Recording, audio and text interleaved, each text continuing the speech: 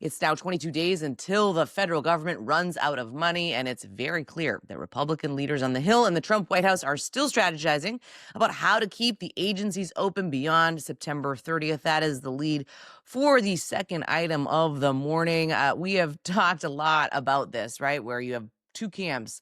Democrats seemingly right now on the same page. You've got the minority leader, Chuck Schumer, and Hakeem Jeffries kind of on the same page. But when it comes to Republicans right now, each chamber and the White House seems to be in a different spot. Yeah, there's a lot to talk about here, and we're going to spend a lot of time this week on this topic. We have until September 30th, and that's the deadline for government funding. So let's start there. The two basic options are a longer-term CR until the beginning of next year to get a deal, and that would be a deal through September of 2026, or a short-term CR into November and December. Now, the White House wants a longer-term deal.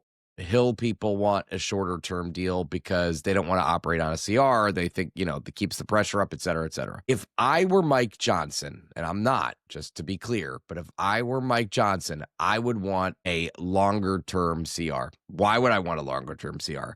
Because a November, December CR, even if you do a November CR, you're probably going to need a December CR. You're going to be jammed up against Christmas. You're going to have to take several tough votes. I would want to minimize the number of tough votes I am putting my chamber through.